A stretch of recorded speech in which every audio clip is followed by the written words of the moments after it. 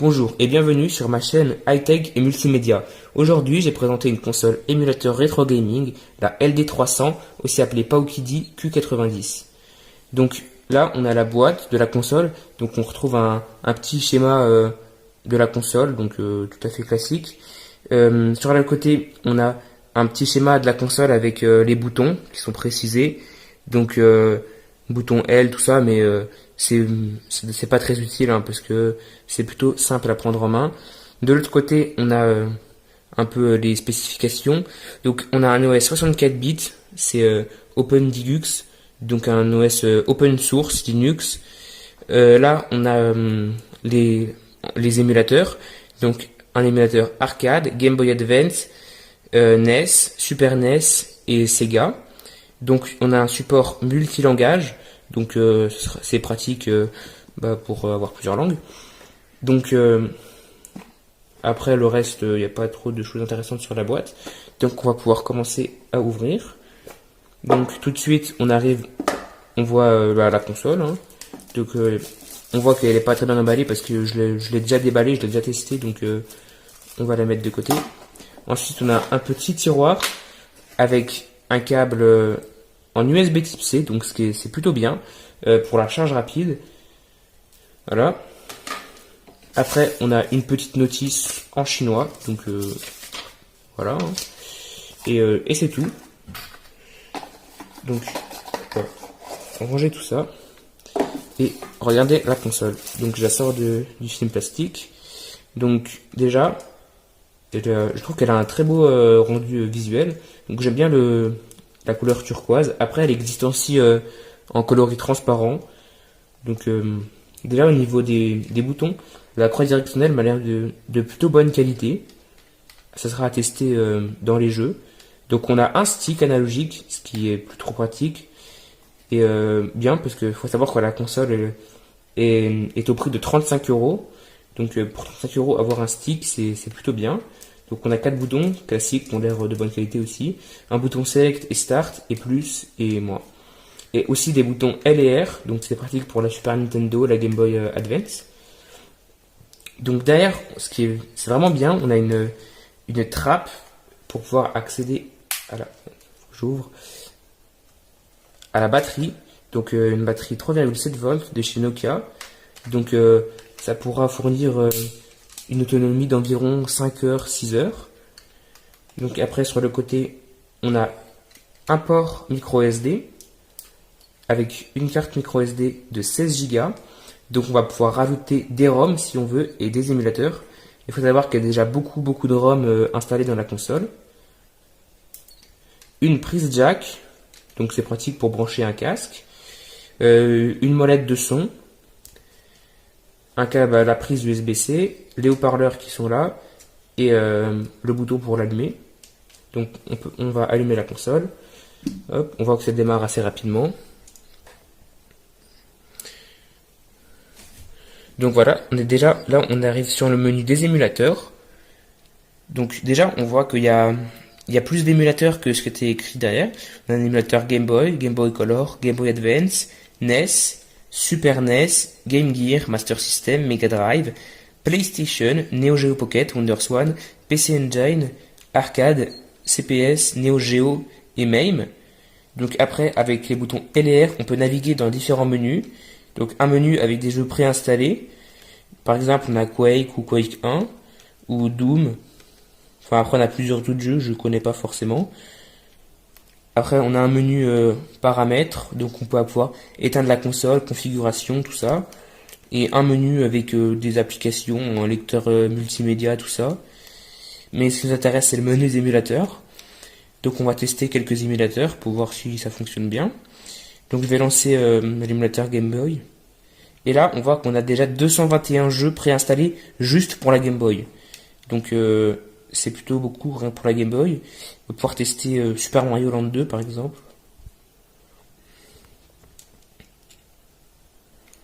On voit que le jeu se lance rapidement. Je vais pouvoir activer le son quand même.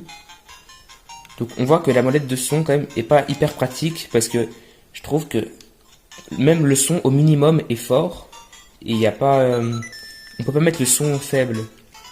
Mais bon, c'est pas très grave. Donc là, on est dans le jeu, on voit qu'il n'y a pas, il n'y a pas de lag ou quoi, ça ne rame pas. On voit qu'il n'y a pas de problème graphique avec, par exemple, le décor, tout ça. Des fois, ça peut arriver qu'il y ait des petits problèmes de déformation de l'arrière-plan, mais là, on voit que tout fonctionne très bien, il n'y a pas de lag ni rien. Donc, la Game Boy, j'ai testé, ça fonctionne super bien, il n'y a pas de problème. Voilà, donc le son d'une très bonne qualité.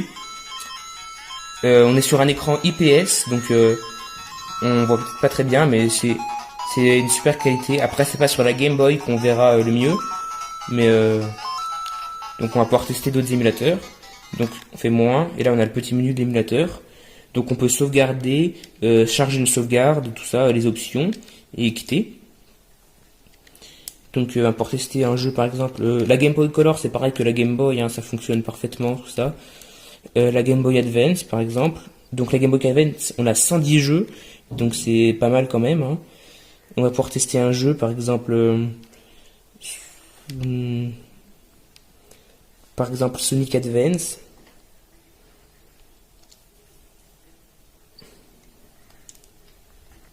Donc on voit que les jeux se lancent plutôt rapidement hein, quand on clique, pas trop de problème.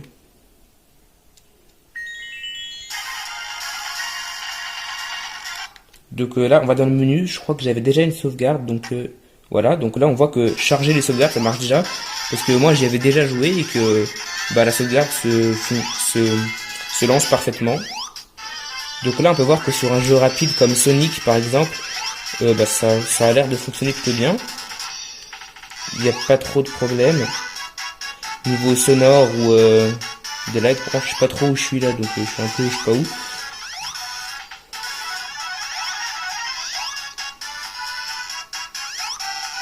Enfin, peut-être tester. Donc après la Game Boy Advance, les jeux fonctionnent tous. Hein. Il n'y a pas trop de problèmes. Par exemple, Crash Bandicoot 2. Je sais pas si j'avais une sauvegarde. Là, j'avais pas de sauvegarde dans ce jeu. Mais tous les jeux fonctionnent très bien. Hein. Donc voilà. Là, on peut voir qu'il n'y a pas de problème graphique ou quoi. Hein. Il y a pas de déformation au niveau de l'arrière-plan. Il n'y a pas de bug. La touche les touches sont réactives, tout ça. Donc on peut voir que la croix directionnelle est d'excellente qualité. Hein. Il n'y a pas de problème de blocage ou quoi. Après, on peut jouer au stick aussi. Le stick, j'aime un peu moins. Mais en vrai, c'est largement... c'est un stick de qualité plutôt correcte. Ce qui est bizarre, c'est que le plastique au-dessus, il tourne sur lui-même. Du coup, c'est un peu bizarre, mais bon, après, la console coûte que 35€. Donc, déjà, avoir un stick, c'est plutôt bien. Donc, bon, on peut voir que ça fonctionne. Là, il y a un menu, pareil, on peut quitter. On va tester la Super Nintendo. Voilà, donc la Super Nintendo, on a 270 jeux. C'est énorme aussi. Hein. On va tester, par exemple, un jeu en 3D. Hein. Enfin, 3D... qui prend pas mal de ressources, Super Mario Kart, qui a tendance à bugger par exemple sur des consoles comme la première Pokémon Go. Donc on va voir si ça fonctionne ou pas. Hein.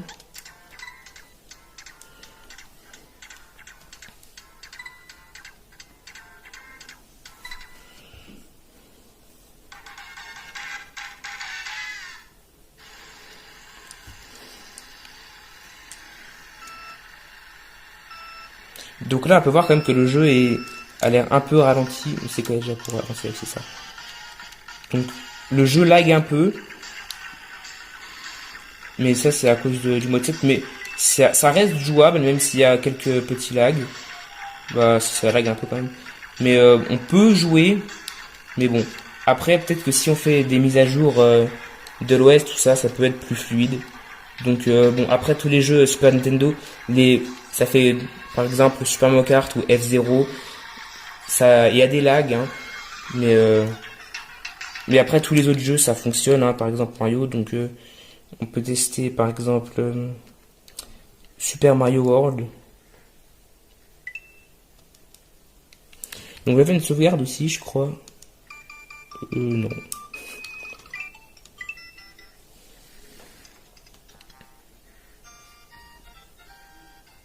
Donc sur par exemple, ouais, on voit les jeux 2D, hein, il y a pas de lag. Voilà, je suis pas trop dans un niveau, mais on peut voir que ça va, hein.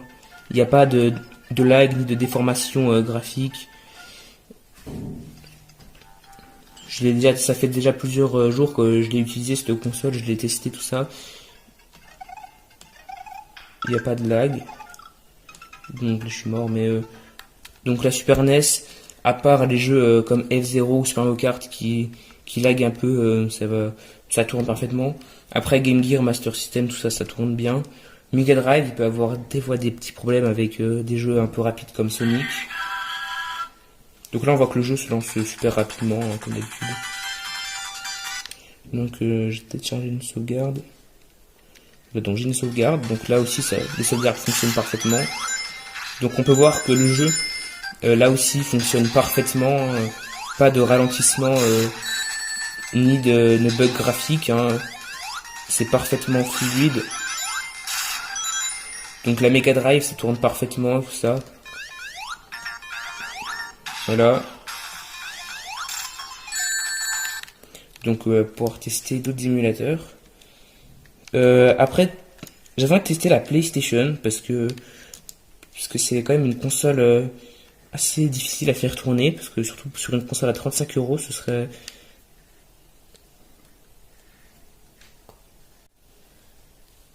Bon, je reprends, j'ai un petit problème de caméra, donc il va y avoir peut-être un petit moment où ça va couper dans la vidéo, mais c'est pas gênant. Donc voilà, la PlayStation, donc il n'y a pas énormément de jeux, il y a combien de jeux? Bah 20 jeux, c'est déjà pas mal pour la PlayStation. Bah, on va tester un jeu qui ne demande pas beaucoup de ressources, par exemple. Contra Evolution. Voilà, donc le chargement. Donc on a les cinématiques qui lag un peu, mais en vrai ça va. Donc on va pouvoir charger une sauvegarde. J'avais pas de sauvegarde. Ouais, j'avais pas de sauvegarde. Bah.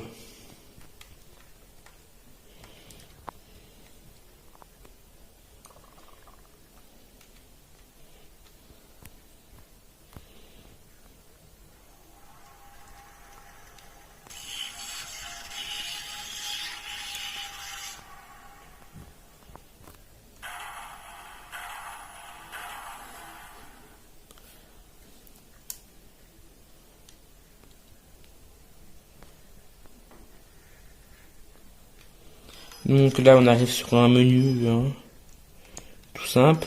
On peut commencer à jouer.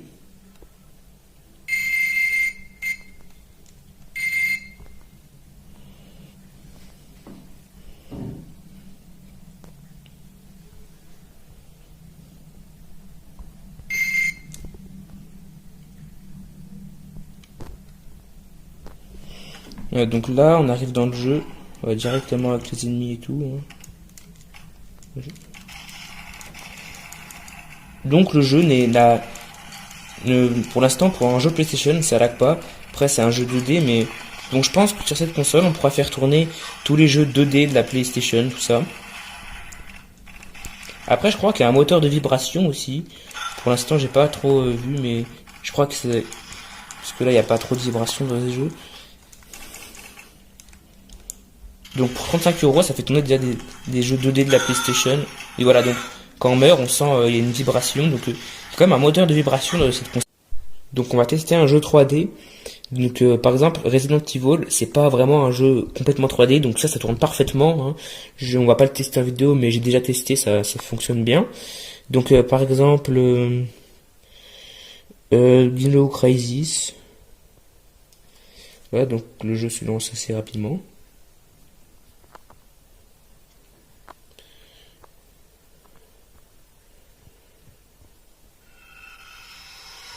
Et on voit déjà que il y a des petits lags hein, sur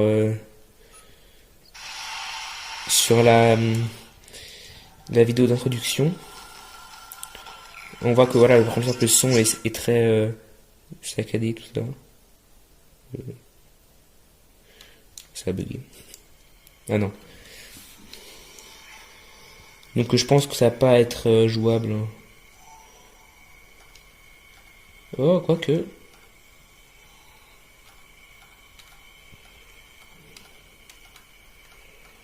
Ah si, les, le jeu m'a l'air fluide, hein.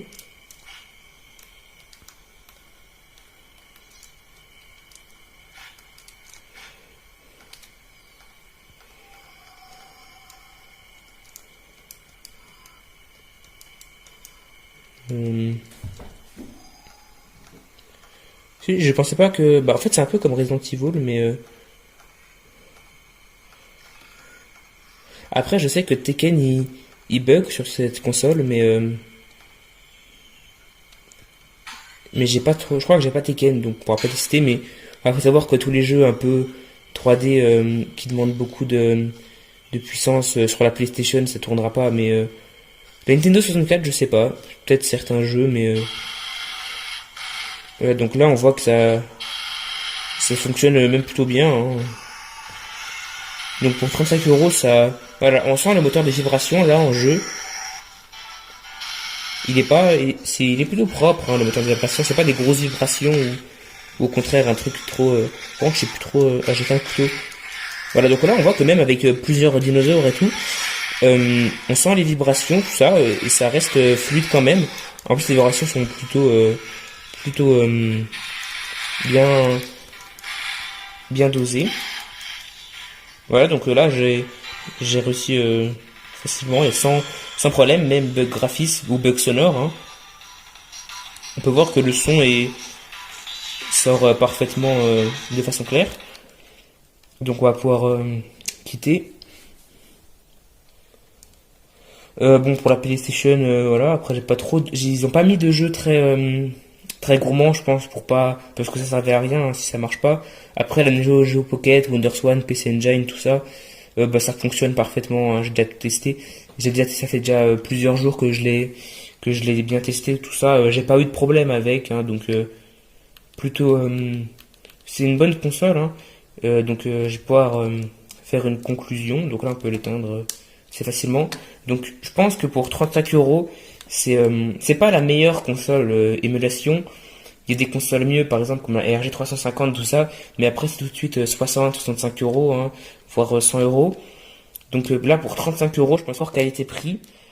Donc avec qui fait tourner quasiment tous les jeux jusqu'à la PlayStation, hein, les jeux 2D, tout ça. C'est quand même assez surprenant, hein, pour 35 euros. Donc je suis plutôt surpris, agréablement surpris pour cette console. Donc à bientôt pour de nouveaux tests sur ma chaîne. N'hésitez pas à vous abonner. C'est ma première vidéo, mais je ferai plusieurs autres vidéos comme ça de ce type. Donc abonnez-vous pour que ma chaîne ait un peu d'importance si je veux faire par exemple des partenariats, tout ça, pour vous proposer d'autres contenus sur des produits high-tech et ce genre de choses.